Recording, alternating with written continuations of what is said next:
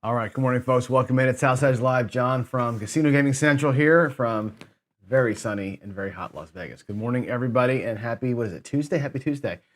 We're working through a series here. I think we're in week 2 of this idea of when do you switch. So I'll kind of get into the reasons why we're talking about this thing specifically in a second, but the main thing we're trying to hit is when do you switch off of, and this is primarily craps, but it could be seen in other games too. When do you switch off of potentially something conservative or some strategy that you're playing that's designed to kind of, get you out of the hand or get you even? And when do you go for something different? When is it okay to kind of like, I hate to use the word, but like hit the switch and kind of hit the go pedal, and switch out maybe of what you're doing and maybe capture a hot roll or capture, the freaky thing that's happening on the roulette wheel or whatever it is. So this comes to us from Joe from Craftmaster Journey. And before we get into it, I think Joe's asking a question that everybody else has probably asked themselves many, many times. And it's part of the genesis of my shows, actually, on my channel. I was always kind of into this, like, why do we do all this? Why do we gamble anyway? And what's kind of the point, right? And the reality of it is this: the casinos exist really for two reasons, right? They're going to take all your money. They're there to take your money, and if you get good at it, they will not let you play. They'll back you off of card counting. They'll kick you off the dice table, whatever it is, right? They will ban you. Sports bettors nowadays, right? The young kids playing sports. In the old days, it wasn't like that. In the old days, the casinos would happily just take it all. They'd have a gambler sign, a 1-800-GAMBLER sign because they had to by law. But really, I look at people like my dad, we now know, now that he's passed, that he was definitely addicted to gambling for sure. And the casinos kind of prey on this stuff, right? So as much as I love gambling and as much as I even partner with casinos on some of the things I'm doing with the app, I do realize that the business model itself is kind of predatory. And this channel exists to kind of help through that. And part of that really is this idea of having some tools, some mental tools, right? The bridge is this idea of like understanding what your bankroll is doing, right? Where it is, where it sits, what it can do. Being in touch with your risk profile. Having the intelligence, right? Knowing the games you're playing, knowing the strategy and how it works, understanding the math, having discipline, setting goals, keeping your emotions out of things. These are the tools that you have. You don't have the tools they have. They have the math, right? Undisputed, they have the math on their side. They also have the money on their side. They can outlast you. I've said this before. Even if every game paid fair, if every bet paid true odds, if the 5 on a craps table actually paid you 3-2, they'd still beat you. They don't need the house edge to beat you because they have unlimited bankroll and you don't. They will outlast the variance and you can't. So know that you're clawing this uphill battle. What tools do you have? Well, number one is you gotta have a little bit of want to, right? I like doing this. It's fun for me, right? The other thing, you gotta have a little bit of attitude, a little bit of screw them. I'm coming in to take some of their money. And for those of us who want to take some of their money on the regular, this is the topic. And this is what Joe's asking us. Joe from Craftmaster Journey wants to know, when do you pull the trigger, right? Joe, like me, is pretty conservative. He plays the horseman a lot, right? Especially when you're cruising, right? You're doing more hybrid, more tie kind of strategy, right? But when do you dump that, right? And jump in and take advantage of a roll. Some strategies just don't take advantage of rolls, right? And I'll give you an example. The horseman by itself doesn't take advantage of a roll. A ladder system by itself doesn't take advantage of a roll. And I'm going to specifically talk craps or roulette. Okay, those systems aren't designed to hammer a 2-hour long roll. They're just not. They're designed to grind. They're designed to win on the regular, but they're not designed to lean in. So a lot of people abandon them when it gets, quote unquote, gets good. You jump out of the horseman, you jump out of a ladder, and you start playing something else. You're free to do that at certain points in time. And the question is, when are you free to jump out of something boring or something conservative or something grindy and do something different? Okay. And again, something different, right? In air quotes, something different might mean leaning in and hammering the table on a hot roll or a hot spin or whatever. Something different might also mean something different than what you probably do, which is to leave.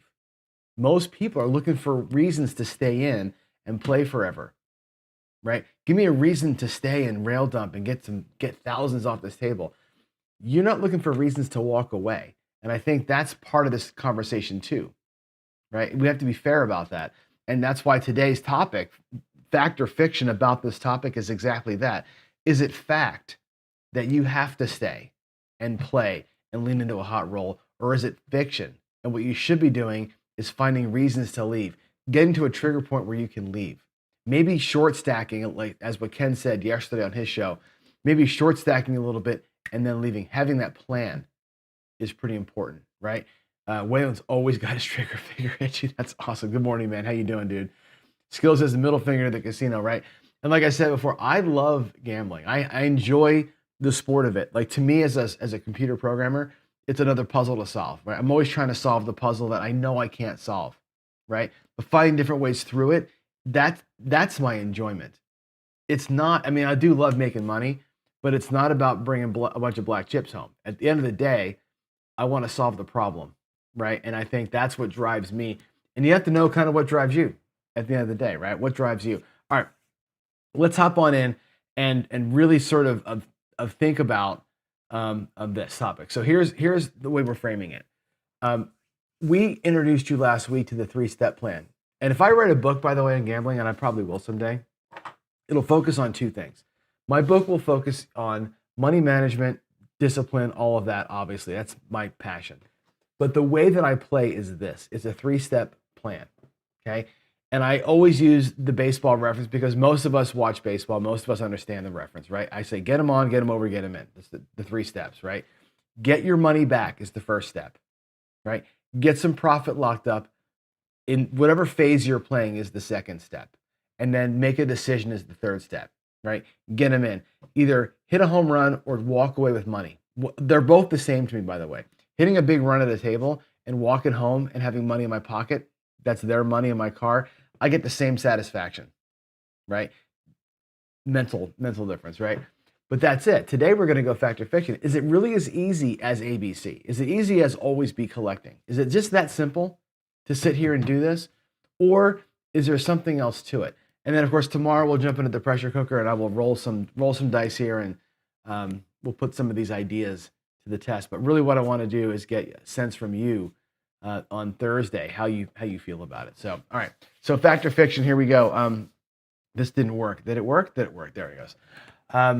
I want to look at both sides of it today. I want to give you some ideas on when to go, when you make moves in your bankroll. And this, I think, is an important thing.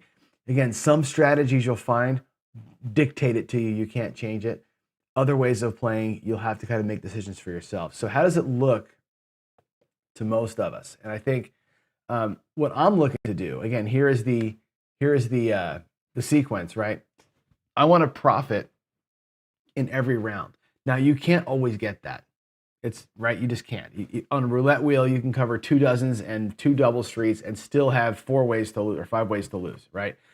You're going to find times when you just lose your bets and it happens. But by and large, we're looking to make profit on every round. Whatever a round to you is a round to you a ladder that has worked? Is a round to you the horseman that gets through? Is a round to you the skill 66? Is a round to you 1 move of my duck and cover? Okay, whatever the round is, I want profit out of that round, right? The first job, get even, get my money back. Whatever I put out there, I want to earn at least that amount of money back. The second thing is get a little bit of profit. Now, you're not going to get that right away. It might take a couple of wins to get a little bit of profit. That profit probably won't be enough to walk. It won't be quite your goal. So you have to go again, a second round, or do something different. We'll talk about that today. But then you're going to get it on, right? You're either going to get it on or you're going to get out. At that point in time, your bankroll will tell you, is it time to get it on? Is it time to go in and get more, or is it time to get out and get home? And I want your bankroll to sort of help you make that decision, okay? And we talk about this through this concept of budget tiers, okay? And I want you to take a look at your bankroll. The first question you ask as you're playing, as it happens, as you win, as you lose even, right? Where is my bankroll? And I think your bankroll can exist in a few different states. And I'm not trying to make you do a bunch of math here, but you can be way down. It happens. You could lose on the first, and craps, you can go out there 3 times and lose in the first 3 shooters and you're way down. You're like, God, like a third or more of my bankroll is gone already, right? You could be a little bit down, right? My duck and cover goes out for 110. In one hit, I bring back $50. I'm down 60. I'm down half of the first shooter's money, and we 7 out. I'm a little bit down. I'm not getting crushed, but I'm a little bit down. I might be even, obviously, right? You could be a little bit up, right? A tiny profit, maybe $25 profit on a $100 bet, right? Bet spread. You're doing a ladder. It's the first rung down the ladder. You're a little tiny bit up. You're not quite there yet. You could be at your goal, or you could be over your goal. And I think every one of these states, to answer Joe's question, when do you go to the hot shooter? If the shooter declares themselves as a good shooter, by the way, you're going to know because you're even in your bankroll, right? That's your first stage, right? I don't even look at leaning in to something crazy if a shooter's going off until I'm even. Like, to me, my first job, if I'm way down, is to become a little bit down. If I'm a little bit down, I'm looking to get even. If I'm even, I'm looking to get a little bit up. And at that point, I start making decisions. And I think the biggest question that Joe asked is, when do you go? I would put out there, you go when you are a little bit up. A little bit up is the time to make decisions. Everything else is designed to get you a little bit up. And when you're a little bit up, you can say, how close am I to my goal? Right? If I pull off my move one more time, am I going to be at my goal? And is that enough for me? If I pull off my move, will I be at goal and a little bit up? Okay. As an example, if I'm doing duck and cover, and I'll show you that again today, if I'm doing that strategy and I was $15 away from my goal and the move wins $75, which it does, well, now I'm up over my goal by $60. Now I'm a little over the goal. Different decision time. I can look at that and evaluate, where am I? Matter of fact, if you take this and go a level back, go macro, okay? At the table, I may have bought him for $1,000. I may be at 1,025, so I am a little bit up. My goal might have been 250. I got to keep going, right? When I'm at goal, maybe I get over goal. Maybe I'm at like 350, and I'm $100 over goal. You say, good, time to go in. If I'm $100 over goal, I can take the $100 and I can let it on fire. We're going to go and do something special with it, right? On the macro level, you might be $200 down from yesterday's $1,000, right? You might be $250 down 3 days in a row. And even though you're up $100 today, you're not really up $100. You're actually chasing the 500 from before. So your overall bankroll can be in these states too. Way down, little down, even, little bit up, at goal, over goal. And your today's bankroll can also be in those states. That's what determines what you're going to do when you go. Make sense? All right, next thing we're going to talk about then is, what do you do at these and I'm going to talk about the goal. I want to really focus in on it's going well. Let's leave recovery for a different series, right? Let's say you're even at or over goal, okay? If I'm right near the goal, you got these two choices, right? And again, you're not able to lean into the hot roll yet. At near goal, you have two choices, I believe. You can repeat what you just did because it's working. I've said this before. If your strategy works, keep doing it, right? If you're on a good run, you'll get it back, right? Or you can leverage, which means do the same strategy at a little higher level, okay? Sometimes the same strategy at a little higher level can accelerate things and get you there with less trials. And again, I'll show you an example of that here in just a minute. If you're at your goal, decision point one is, should I walk?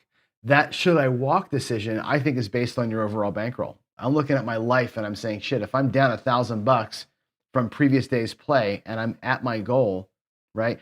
I could either walk and use that to replenish what I'm down from before, filling the envelopes up, or do a little leverage play right now and lean in. And that's a you decision. How close is that, right? If you're over goal, again, you can assess, how over am I? Do I want to short stack play this thing? Do I want to leverage play this thing? Do I want to take the miracle and run? Good example of this is if you hit the ATS, right? You're playing craps and you're working, and you got yourself to your goal and you made 250 and all of a sudden somebody pops at midnight and you win an extra three grand on the ATS or an extra whatever it is you have on the ATS, right? Wow. What do you do then? Right? That's this excess. Do you just replay that? Is that your trigger to go back in, right? And again, I think your bankroll, to me, is the one thing that really dictates all of it. So I want to talk to you about leveraging and repeating again here in just a second. So we'll go to the table and do that. But I want to give you the counterpoint first, right? Which is to do what I said, which is trust what you did, right? You don't always have to flip off your strategy and go do something heinous. If you want to, you can. And I think you should have the tools to be able to do that, but I think you got to do it when it's time. When it's time. And again, going back a screen, I believe when it's time is judged by your bankroll. However, there are people who will, and I know one, I work for one, David, who will, the counterpoint is trust what you're bringing. If you're going to play, let's just say the double tap or the GM spin or some other thing that you're going to do, and you say that thing is designed to work. It's designed to really kind of tread water until something amazing happens. And all you're looking for is the amazing, then trust it. You're never going to make money $100 at a time. You need to get that big win. You need to be there when the hour-long roll happens and you can make $5 grand. If you don't get those shots, you're going to be a lifetime loser. People, I think, believe, and I can relate to that, right? I am, for my life, a winner. I have won more than I've lost in my life, not because I've won $100 every day forever. It's because I've had 2 or 3 massive wins that have been like really good bankroll builders, right? Amazing bankroll builders that I've used then to work my systems to win consistently. But I've had a couple of big badasses, right? Those things really help. Now, the problem with the big badass win is that you can get sucked into it and say, this is the only way to do it. I won 10 grand that time. I won 15 grand over here. That's the only way to do it. I'm gonna burn the whole 15 trying to get 15 more. And that's where I go, whoa, be careful, right? So there's a school of thought that says trust the home run strategy, lean into every single roll, don't ever pull back, and when the rare opportunity comes to take a table down, take the fucking table down. And I can understand where that mentality comes from. I really can. All right, let's go take a look at my table. I'm gonna go switch you in here and get some black and white Johnny out of here. Let's go to the color table. Oh my God, it looks so much better. All right, I want to talk to you about the gold tier thing. So here's an important bit. Let's say that you bought him for $1 grand, okay? Let's say that my goal was 250 and I've got 100. Okay, there's a black chip. I'll put it over here. I'll put it over here. There's my profit pile, okay? I got $100 in profit, which is fantastic. But my goal was 250, 300, okay? Somewhere in there. So, and I'm playing this duck and cover strategy. So I'm going to show you a thing we can do here. So if I go duck and cover, and again, I'm going to use this one as an example. I'll go horseman as an example too in a minute. But if I'm duck and cover, okay, let's run the system. I'm already up $100. And again, I'm looking for 250, 300. There's 2 ways to hit this, okay? Number 1, my spread is 110, okay? We know that when I win on any number here, I'm taking the number down and going to $10, which I have $50 back in my rack, okay? Technically speaking though, if I have 110 in profit or 100 in profit and I'm 110 out here, what is your actual bankroll state? And this is a quiz for the chat. If I have $100 in profit and I go out here for 110, what's the state of my bankroll right now? Somebody please in chat put the number in there. What is the state of my bankroll right now? My real live actual bankroll state in the rack. I don't think people will think about this. I'm gonna wait to play until somebody puts it in there. What's my bankroll right now? My real life bankroll. Yeah, some of that awesome coffee. Come on, somebody say it. Let's see if class is in session. I know that we're kind of probably a 10, 15 second delay here, but this is a really important point to know. Minus $10. Thank you, Mike. Okay. We're minus $10 right now. Even though I brought back $50 on this win, I'm minus 10, right? I'm working. I got to get back. I got to earn this $100 back right away. Okay. Now, if I get another win, Okay, and I bring my 9 down. Okay, now I've got my money back, and I can actually say I've got the 100. Now I actually have $100 in profit, and I'm playing. Okay, this move, by the way, if I pull it all down, right? There's the 110 that I just relaunched with, right? And I've got $70. So I have 150, 170 now in profit. Okay, that move got me closer to the goal, but not quite to the goal. Okay, now I'm going to show you something that's a little interesting. Let's go back out there at the 110 with 100 in profit. Okay, knowing that if I go out here right now, I'm technically speaking minus 10. Okay, I have 100. I could go put another 110 out here. I was going to risk $110 anyway. That's my normal risk for a shooter. Okay, and come out here at 220. And you go, oh my God, John, you're an absolute maniac, right? But you can use the profit as leverage, right, for a round or two, right? And what am I in for now? I'm in for 110, right? I'm in for the 110 I was going to risk anyway. I'm just losing my profit as a leverage play. Now I'm into this thing 110, 120 effectively, right? Because I had to add $10. So I'm into it for 120 now, okay? But if we take these and pull the same move off, okay? Again, we're going to win $70 on one of these now. So 70 looks like 25. And then we'll do 75 for 5, and it looks like 25, okay? There's 100, right? I'm a quarter away from 110, okay? I brought back 140. If I stay out here and let the move work again, whatever is going on out here, if I catch a $35 win, guess what's happening? $35 on a 5 looks like 5. If I catch a 6 now, 75 for 5, and the 6 comes down to 30, I can be done. Let's look at where we are. We just did an extra hit at a leveraged base, okay? Normally you have to power press out here when you get the low hit. Here I can rest down. There's my 110. There's my second 110. And now I have 100, 200, 25, 245, and I'm at 250 in that one move, okay? By leveraging it up, I can reduce the number of times I have to do it. If I've got the 100 in profit, I can lean in here and let this thing rock and roll because it works like it works.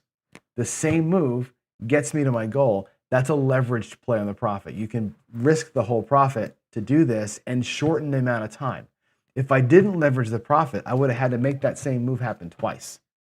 This way I had to make it happen once, and I did it from a position of strength. That's a lean-in move. Okay, that's a lean-in leverage move when you're not quite at goal, but you've got money to play with. You can use that money not as another bullet, but as a bigger bullet. Okay, that's a goal tier or a budget tier decision you can make beforehand, right? Now, if I'm here and I've got 200 and I say, look, had 110, got the 110 back, I have 200 in profit. I'll make that look like black so we don't touch it, right? They'll never do it in the casino, but we're going to make them black chips. And now I've got this excess over here. I can say, look, my goal was 250, 300, right? If I can say to myself, 245 is close enough, I'm going home, sweet. If I say to myself, 200 is close enough, that was hard to do, but I will take the 45 and go 44 in. This might be a time in this shooter who's now thrown 5 or 6 rolls to say, this might be the time, Joe, where I switch out of the thing that worked into something that I hope works and take this short stack and say, we'll give you one shot at 44 in or 40 outside or 24, 6, and 8. Whatever we're going to do with this $45, we'll do. But I can tell you for damn sure that's coming home, right? And there's a good enough for me decision with I'm going to lean into potentially a great shooter decision. And this 44 can turn into another 44. You can take this and do 2 things with it. If I take this $45 and we go 44 in, right?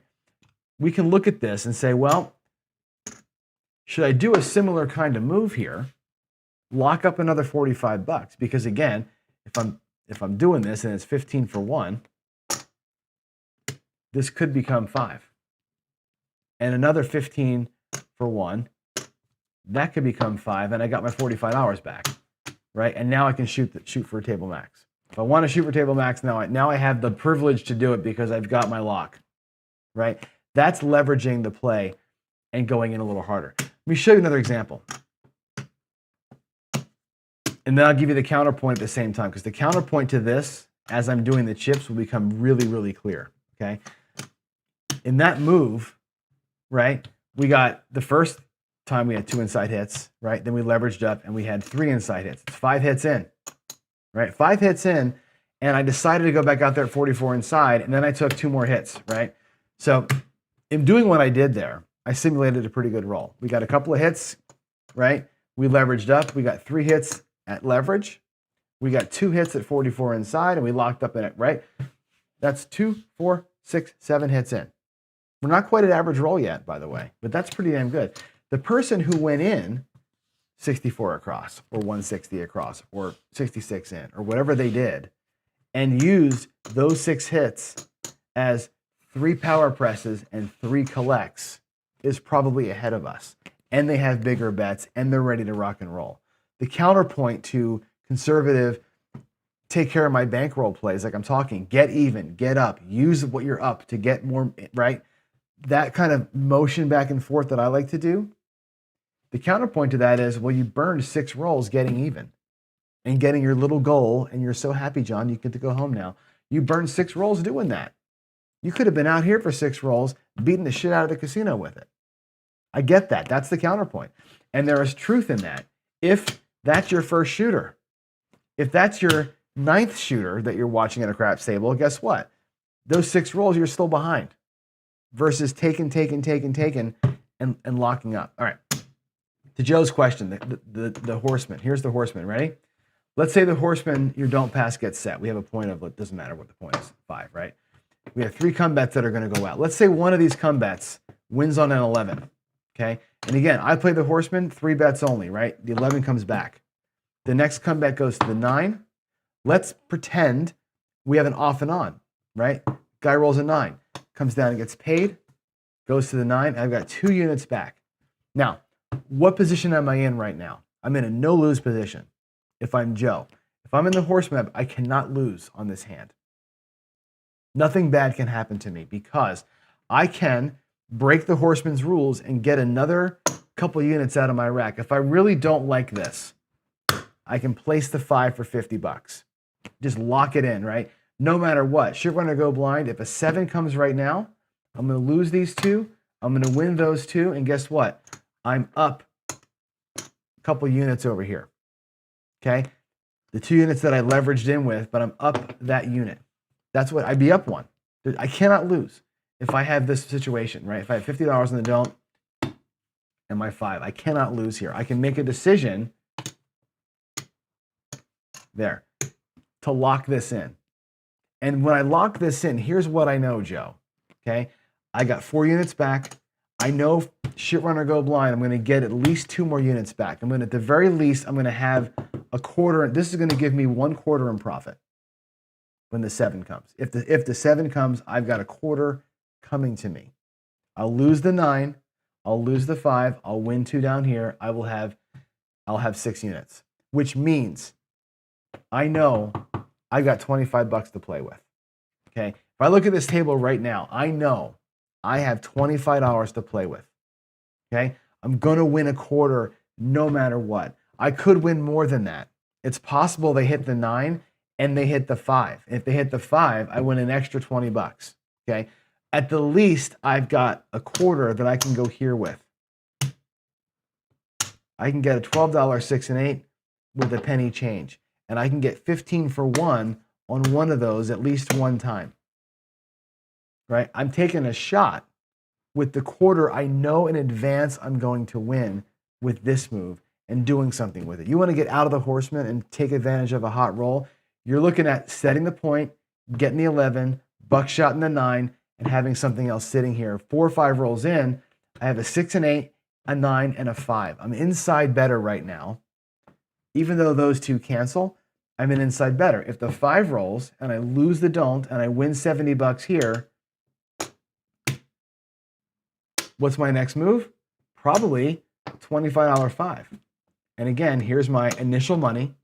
Here's my 25, 35 in lock, plus I'm playing. Okay? You can move out of a strategy into something else if the strategy dictates that you can. It's made for this. The horseman's made to get you out of the horseman.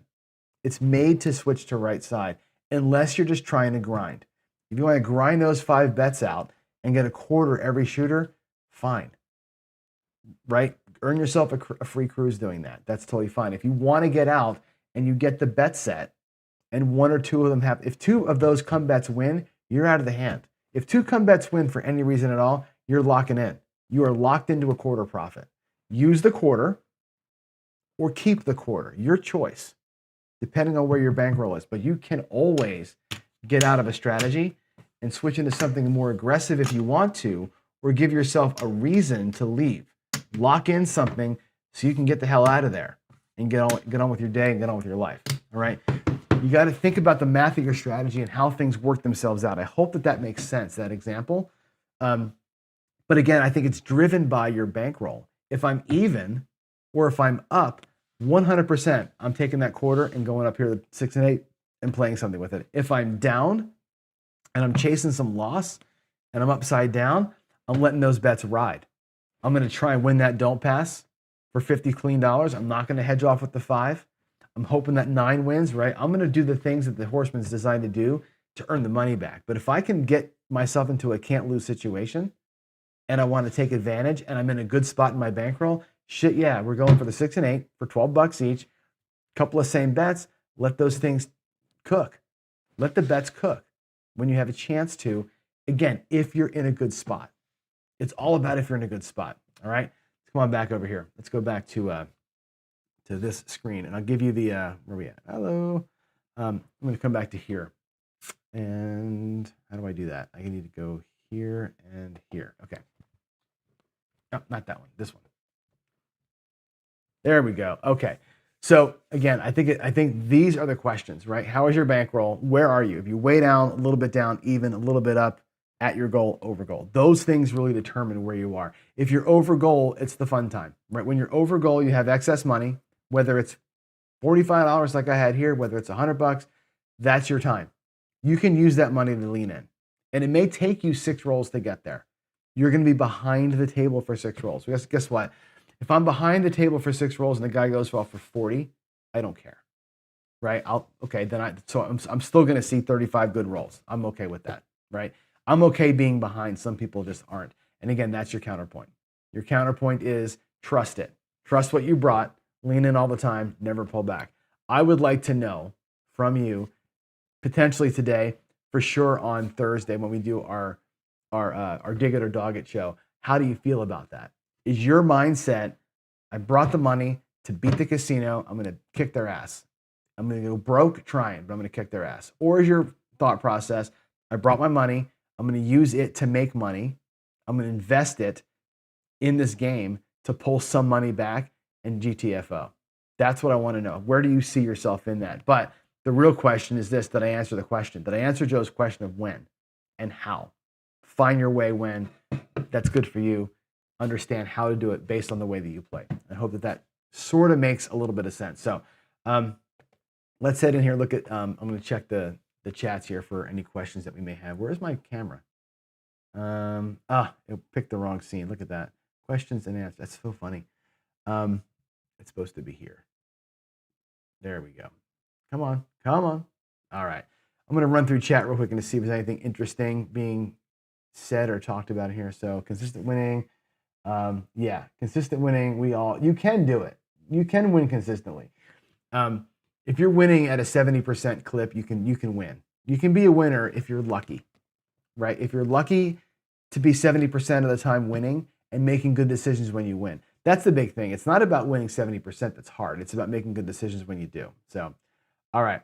Louis is driving back from the Brownwater Bash. I can't wait to hear about it. I hope it was all good. I know I heard some stories that we did pretty well down there. So, I'm looking forward to all the recaps from everybody. That'll be kind of cool. Let's see. Waylon says, one thing about the ladder most people don't understand is when you're at your base and in profit, you can take it to them on the long roll. And again, that's the thing.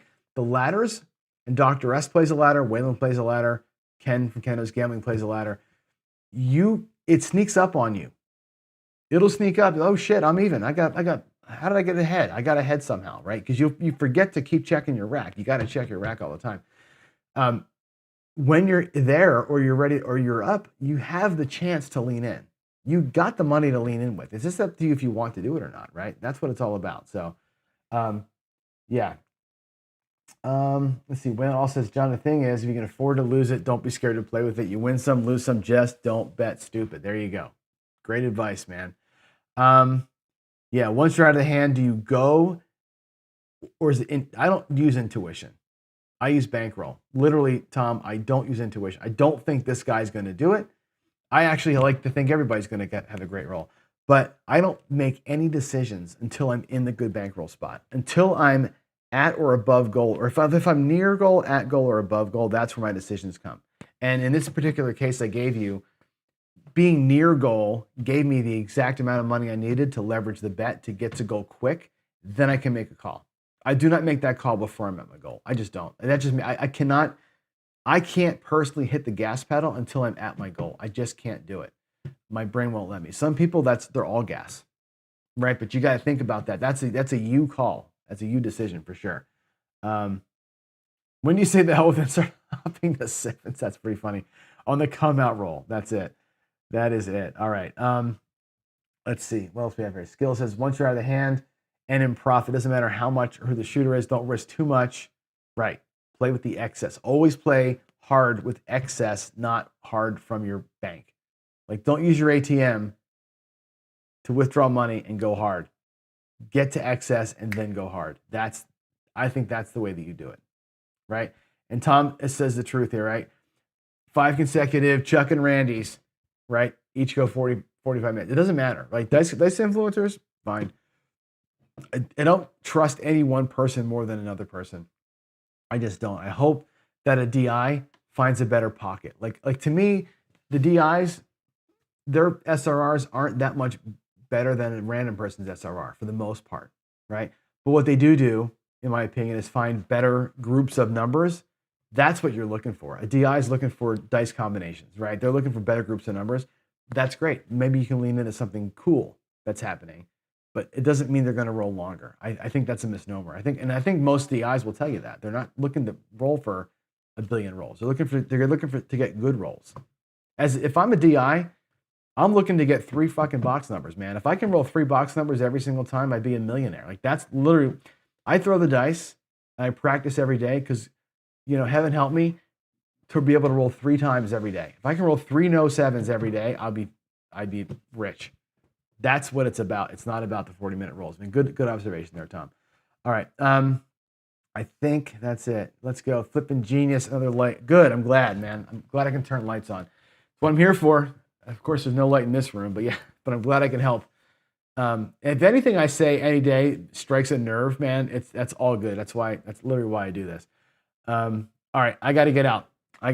You guys have a great day. It's time for I'm actually late for my meeting. So I love talking to you guys so much. So I miss my meetings.